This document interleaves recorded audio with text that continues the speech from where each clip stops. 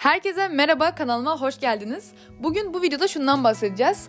Ders çalışma motivasyonumu nasıl her zaman yüksek tutuyorum? Şöyle ki size 10 tane maddeden bahsedeceğim ve bunları uyguladığınızda gerçekten kendinizi ders çalışmak için masanın başına oturtabiliyorsunuz. Bir şekilde motive olabiliyorsunuz. Bunlar benim üzerimde işe yarayan taktikler, eminim ki çoğunuza da yardımcı olacaktır.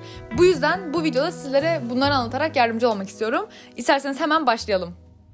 Öncelikle ilk maddem düzen olacak. Bu aslında benim de genel olarak çok dikkat etmediğim ama kendimi biraz zorladığım bir madde. Genellikle masam çok dağınık oluyor. Sadece masamda değil, odamın çoğu yeri çok dağınık oluyor. Bunun dışında her yerde kitaplar, kalemler, işte hesap makineleri falan filan derken masam savaş alanına dönmüş oluyor. Ama şunu da farkındayım ki bu şekilde ders çalışılmaz. Çünkü hani bir şekilde odaklanmak istiyorsanız etrafınızda sizin dikkatinizi çekecek, dikkatinizi dağıtacak hiçbir şey olmaması gerekiyor. Bu yüzden de en güzeli masanızı tamamen derli toplu hale getirip, hatta sadece masanızda değil bence. Çünkü odanın genel olarak enerjisi de sizi etkiliyor. Bütün odanızı çok güzel bir şekilde toplayıp, tertipleyip ardından hatta mümkünse belki masanızın üzerini tamamen boşaltabilirsiniz. Çok güzel olur bence. Ben bazen öyle yapıyorum. Bunların hepsini yaptıktan sonra tam olarak odaklanmanızı sağlayacak bir ortam yaratıp o şekilde başlamak. Bence eminim ki göz ardı edilen ama eğer dikkat edilirse çok gerçekten veriminizi arttırabilecek bir nokta. Derse başlamadan önce kesinlikle ama kesinlikle bir masanızı toplamanızı öneririm. İkinci maddem de kıyafet olacak. Şöyle ki ben gün içinde evde sürekli pijamayla gezen bir insanım. Ve bu bence insanı biraz da tembelliğe sürüklüyor, doğruya doğru. Bu yüzden ders çalışmadan önce tabii ki yine rahat olmak şartıyla biraz daha böyle ciddi kıyafetler, daha düzgün kıyafetler giyiyorum. Ve o şekilde biraz daha ders çalışma moduna giriyorum. Ve yatma modundansa daha bir iş yapma modunda oluyorsunuz. Bu yüzden bunu da kesinlikle öneririm. Üçüncü maddem her zaman bir yapılacaklar listesi hazırlamak. Çünkü gerçekten ne yapacağınızı bilmeden, nereden başlayacağınızı, bütün gün boyunca neler yapmanız gerektiğini bilmeden asla verimli bir gün geçiremezsiniz. Bu yüzden evden geldiğinizde olur, derse başlamadan önce olur, kesinlikle oturun bir kağıda o gün neler yapmanız gerekiyor, neler yapmak istiyorsunuz bunları yazın. Ardından isterseniz saat planlayabilirsiniz, isterseniz kafanıza göre ilerleyebilirsiniz, size kalmış. Ama günlük hedefleriniz olmadan ilerlemeye çalışırsanız hiçbir şekilde motive olamazsınız bence. En azından bende böyle işliyor. Bu yüzden ders çalışmaya başlamadan önce yaptığım ilk işlerden biri nasıl olduğu fark etmeksizin bir yapılacaklar listesi hazırlamak.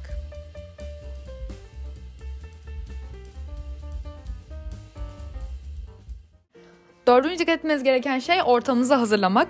Şöyle ki ben her zaman ders çalışacağım süre boyunca ihtiyacım olabilecek, canımın isteyebileceği her şeyi yanıma alıyorum ve o şekilde odama kapanıyorum. Çayımı koyuyorum, yiyecek atıştırmalık bir şeyler alıyorum, bir bardak su alıyorum, hepsini önüme diziyorum. Sonrasında kapımı da kapatıyorum ve bir daha çıkmamak üzere, dikkatimi dağıtmamak üzere derse başlıyorum. Bu şekilde canınız bir şey çektiğinde, bir şeye ihtiyacınız olduğunuzda dışarı çıkıp ders çalışmanızı bölmüyorsunuz ve çok güzel oluyor. Size de tavsiye ederim.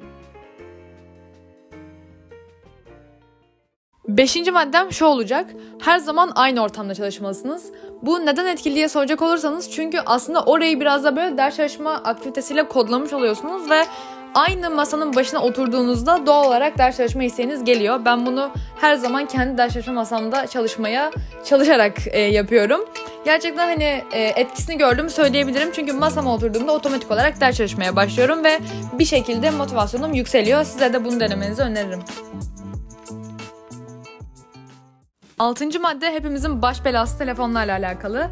Ben genellikle eğer o gün dikkatimin dağılacağını hissediyorsam, telefona bakacakmışım gibi geliyorsa derse başlamadan önce telefonumu ya tamamen kapatıyorum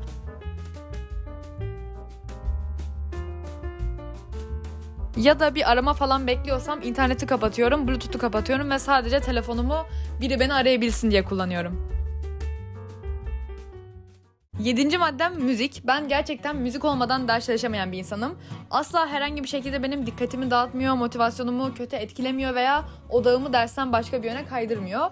Hatta bunun tam aksine eğer o an canım ders çalışmak istemiyorsa kendimi müzik dinlersin diye kandırıp derse başlatabiliyorum. Bunun yanı sıra çok daha rahat odaklanabiliyorum başka bir ses duymadığım için. Benim için gerçekten çok faydası var. Ve tabii ki tek bir türe de bağlı kalmıyorum. Klasik müzik dinleyerek de ders çalışırım. Rock da dinlerim, yabancı da dinlerim, Türkçe de dinlerim. Her şekilde her türden müzik dinleyerek ders çalışabilirim. Fakat tabii ki bu biraz daha opsiyonel bir seçenek. Çünkü bazı insanların da bundan dikkatinin dağıldığını biliyorum. Size iyi geliyorsa ben kesinlikle tavsiye ederim ama. 8. maddem zaman. Ben gerçekten bu alışkanlığı yeni yeni kazandım. Ama kronometre tutarak yani ne kadar çalıştığınızı hesaplayarak ders çalışmak bence çok çok etkili. Çünkü hani ne kadar ilerlediğinizi görebiliyorsunuz. O gün ne kadar emek göstermişsiniz bunu görebiliyorsunuz ve benim için gerçekten çok motive edici oluyor. Çünkü eğer az çalıştıysam kendimi yetersiz bulup daha fazla çalışıyorum. Çok çalıştıysam da hani böyle bir gururlanıyorum. Oha bu kadar çalışmışım diye ve onun verdiği motivasyonla daha çok çalışıyorum. Bu şekilde her türlü ben kazançlı çıkıyorum bu işten. Size de kesinlikle hem kendinizi takip etmeniz açısından hem de biraz daha motive olmak açısından kronometre kullanmanızı öneririm. Bunu işte sayaç alarak yapabilirsiniz. Telefonunuzdan veya bilgisayarınızdan yapabilirsiniz. 9. maddem videolar. Şöyle ki her zaman canımız işte kitap açmak, ders çalışmak, soru çözmek istemeyebiliyor. Bunu ben de çok fazla yaşıyorum. Ama böyle hissettiğimiz günlerde sadece yatıp telefona bakmak, film izlemek veya hani ders çalışmamak yerine benim genellikle tercihim YouTube'dan herhangi bir konu anlatımı veya soru çözümü videosu izlemek oluyor. Gerçekten bu aslında biraz kendinizi kandırmak gibi çünkü hani bir şekilde efor göstermeden sadece video odaklanarak ders çalışmış oluyorsunuz ve gerçekten belki o anda bir etkisinin olmadığını zannedebilirsiniz ama benim mesela bunu şu videolarda söylemişlerdi dediğim çok fazla detay oluyor. Küçük küçük detaylar oluyor. O yüzden ben kesinlikle farklı videolardan, farklı kaynaklardan yararlanmanızı öneririm. Eminim ki hani sizin veriminizi artıracaktır.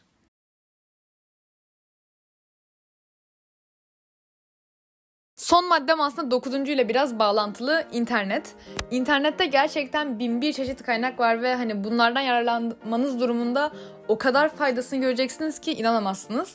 Hani aradığınız her konunun konu anlatımına, özetine, testlerine veya farklı farklı kaynaklarına ulaşabilirsiniz ve gerçekten hani bir kere bunun farkına vardığınızda bir süre sonra sürekli internetten bir şeyler araştırmaya, bir şeyler kaynaklar bulmaya çalışıyorsunuz ve gerçekten faydasını da ve hani sizde yarattığı farkı da görüyorsunuz. Bu yüzden kesinlikle 21. yüzyılda yaşarken internetten ne kadar faydalanabileceğinizin farkında olun ve bundan yararlanın diyorum. Evet, videonun sonuna geldik. İzlediğiniz için teşekkür ederim. Beğenmeyi ve abone olmayı lütfen unutmayın. Bir sonraki videolarda görüşmek üzere. Hoşça kalın.